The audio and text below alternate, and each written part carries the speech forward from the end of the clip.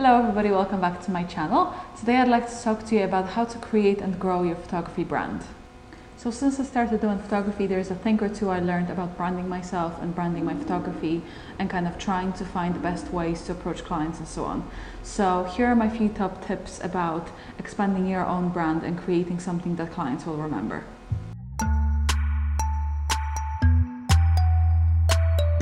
So I think when you're creating a brand, it's really, really important to find what you like and try and stick to it and perfect it, rather than trying to do too many things at once and kind of, having bits and pieces of everything.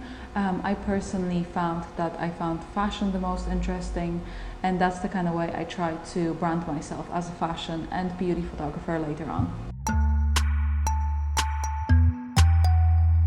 Another crucial thing for your branding is to have a good social media presence. I find it's really, really important to have all your social media sorted out and post on them regularly, ideally probably once a day, but saying that I would prefer to post less but better quality content rather than posting every day and not really being happy with the quality of it. Another good way to engage with your audience is to create Insta stories or set up Snapchat and post on it regularly every day. Post something that is related to your business. Maybe if you're a fashion photographer, maybe post other photos from other fashion photographers that inspire you and so on. This way you increase the likelihood of people visiting your page after they've seen your Insta story. So because of how big social media is nowadays, so the likes of Instagram and Facebook, I think it's really, really important to engage with your audience as much as possible. So leave comments and likes and engage in people's posts as much as possible. Here it ties back to Instagram stories as well. So you can post other people's profiles and kind of share the love kind of around, and the chance is that people are going to do the same for you. I find having a strong website is absolutely crucial to setting up a successful business. Usually a website is the first point of contact with your client, and it's what they judge your work by.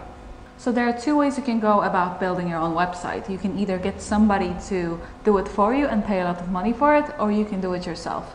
If you want to build a website yourself and you don't want to spend loads of money, I really recommend that you guys use Squarespace.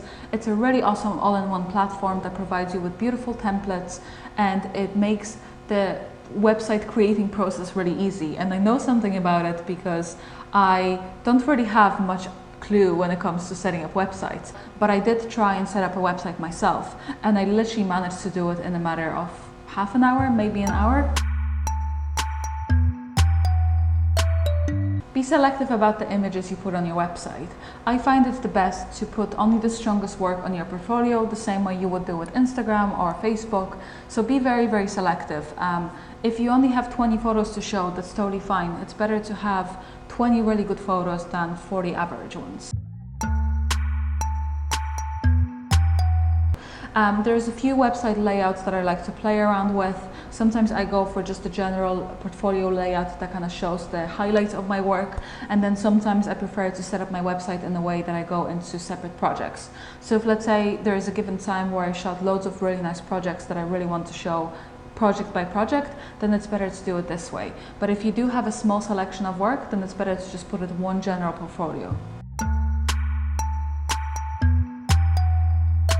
So once you have a strong selection of images put up in your portfolio, I would work on a very strong homepage, because that's what attracts clients to look into your work further and possibly booking you. You have to gain their attention in the first few seconds of them visiting the website. Otherwise, if they see the homepage that is kind of okay, but the work doesn't amaze them, they're probably just going to move on. So another thing that is very important for your website is the SEO.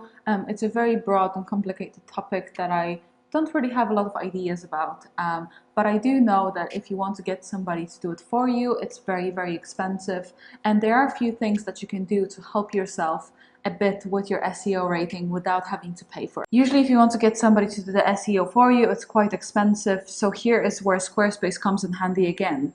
They give you space to create keywords and to put tags in and so on, which increases your chances of getting discovered by Google.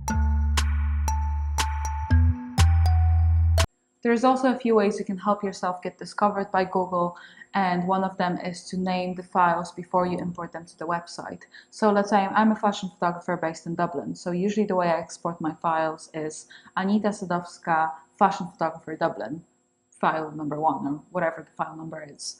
And this way I increase my chances of being discovered in the Irish fashion photographer section. Another thing that I love about Squarespace is that not only you can create your own portfolio, but you can also make a blog within the portfolio as well, which is really, really handy.